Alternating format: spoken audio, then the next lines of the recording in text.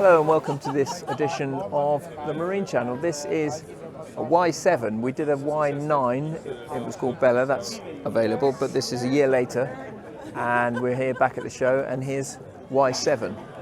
70-foot Y design yacht, and it's gorgeous, right? So we're going to go on a little tour. There's a few people knocking about the boat, so we've got to be competing with them, but Federico's just shown me around, and there's loads of good stuff to see here, so not to mention a hell of a lot of teak. So here we go. So 2 helm stations, port and starboard.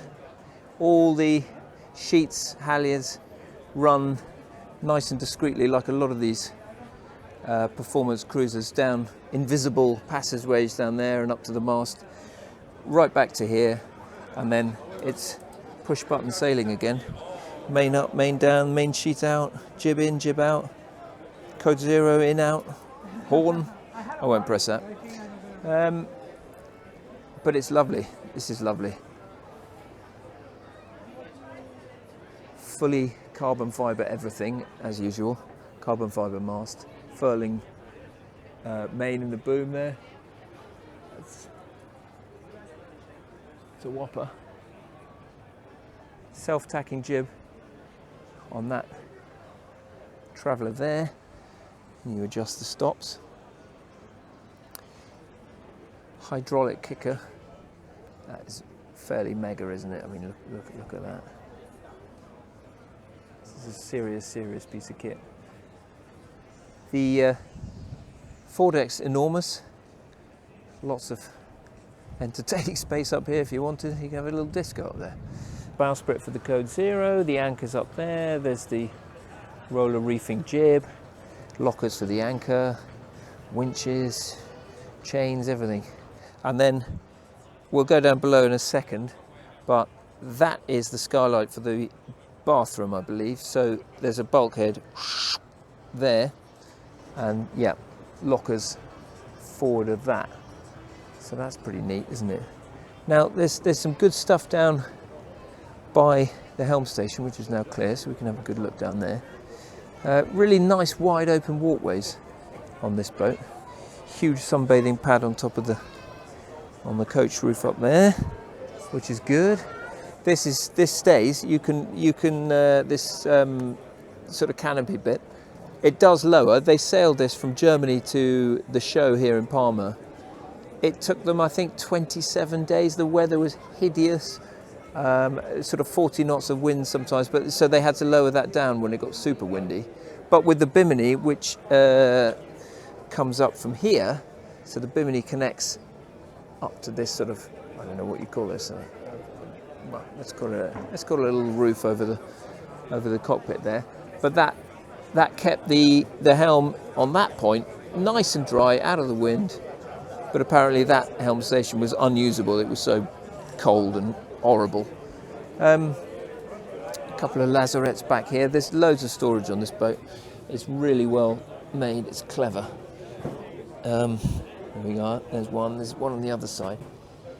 There's a very nice little feature here. I won't open it, but I can show you from downstairs. So if you press that button there, this seat lifts up, and there's some stairs downstairs to the helm's bunk. So there's a bunk running that way, and then another one along there, so that your 2 crew can stay downstairs self-contained, and have access in and out without interfering with the passengers on board. But there we are.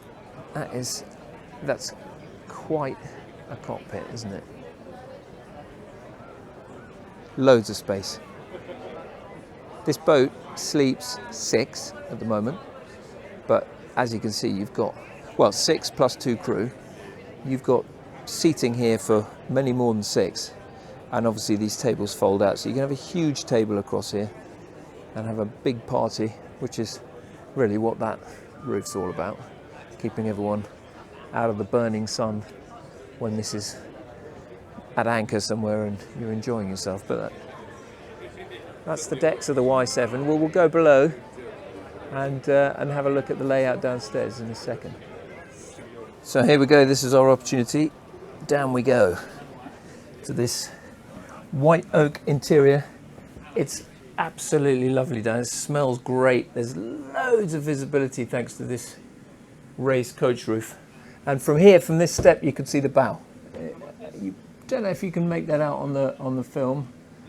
I haven't got my glasses on, but I can see the jib and I can see the Code Zero from here. So it's a great view, and it's really snug down here. Air conditioning's on. You know, during the passage they had the heat on, obviously, because it was freezing cold and windy. And 6 of them were very, very comfortably seated down here in this massively luxurious area. This configuration has a sort of office area here. Now there's a chance you could have that as an additional cabin, so obviously there's plenty of space on board for an additional 2 people to stay, but this particular owner wants to have his office space there, and then next door to that is the galley. And there we are, with cupboard space galore on these lovely little leather drawstrings, and that's what we're having tonight. Some omelettes, I think.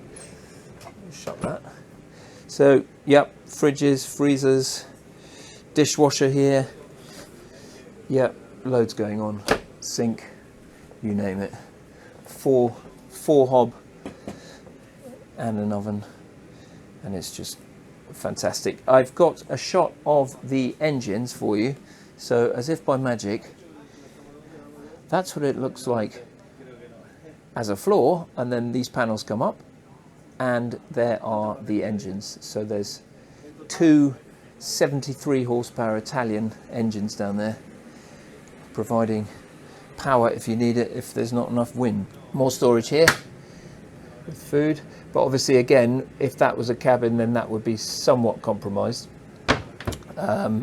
because as we go into the master, as it were, that's possibly where it would end, so that he's got a rather nice locker in there, but you probably want that space for 4th cabin if you were doing that. But yes, look at this, it's so nicely finished, and you know, these doors will be sort of honeycomb structure, super light. It is solid, it feels great, but it's very light. So this is performance. Loads of storage. Now the master ensuite is here. So let's go and have a look at that. There's that skylight I was talking about. So we know where we are on the boat. There's that bulkhead. So forward of that is lockers and anchors and all that. How about that? It's really stylish. I think it's all Nautica interiors. They make those. Rainfall shower.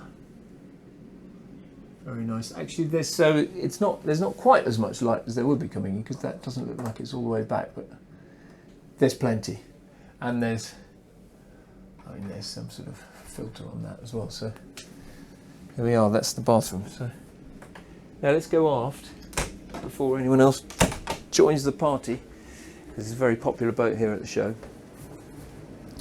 Quick as I can. Whiz back. Just show you the chart table in the corner there, with a computer and all the bits and pieces you'd need to get yourself out of trouble. So behind there's this twin with an ensuite, with all the lockers that. Oh, that's not a locker. That's a little desk. It's very nice. It's really simple and really elegant, and slightly noisy, but look at that, it's great. And